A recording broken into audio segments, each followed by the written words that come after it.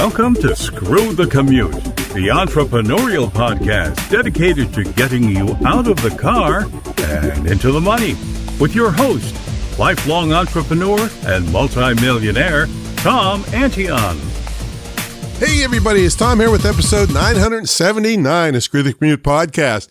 Today's another phone tip episode, and we have tons of phone tip episodes that make you lightning fast using your cell phones and tablets. So if you want to look them up, you can go to screwthecommute.com/training and just do a search on the page for iPhone or phone. Just use phone, because a lot of these tips will work on Androids. It's just, you just have to figure out how to do it on an Android, because I have an iPhone. I don't really know how to do it on Androids.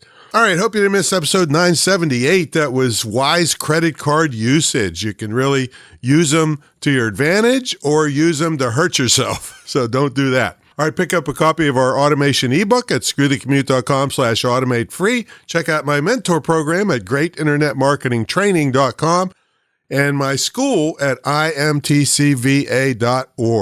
All right, first tip.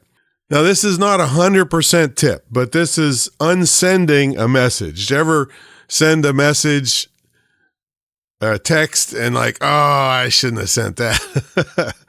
Well, if you're on iOS 16 or later, and the other person is on iOS 16 or later, you can tap and hold the message, and then there's a little drop down, and you say undo send. And this also works in unsending email from the Mail app on iPhones. Now, here's the thing. It doesn't work 100%. And here's another little tidbit that you might want to keep in mind.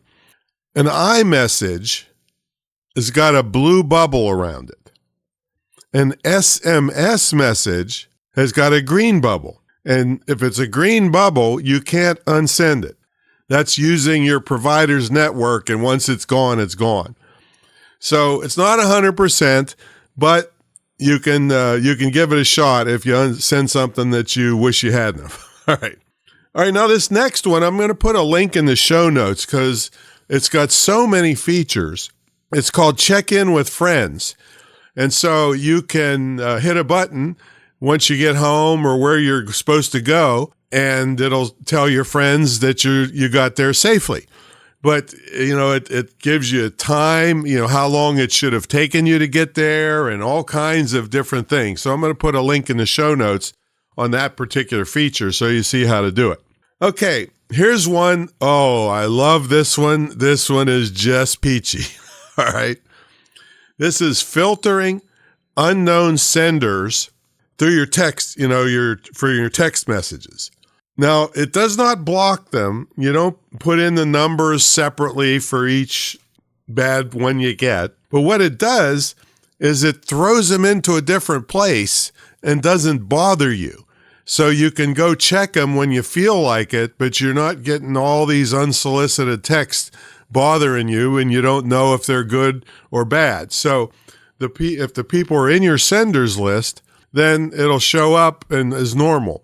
But if it's unknown, it's going to go into a little separate folder. So the way you set this up is you go to Settings, and then Apps, and then Messages, and then you scroll down and you toggle Filter Unknown Senders. And it's going to throw them into a different bucket. And then once you finish that operation, when you go to your Messages app, at the top left, there's going to be a thing that says Filters. So you can filter, and it says, okay, here's all your known messages, here's your unknown messages, here's your unlooked at messages, and you can pick the whichever one you want to look at then. But the known ones in your contact list are still going to come in normally. So, but the other ones aren't going to bother you. And I love that. That just saves. There's just so darn many robo texts and fake and all this and that.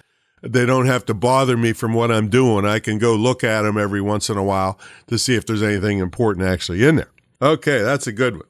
Next one is forwarding calls.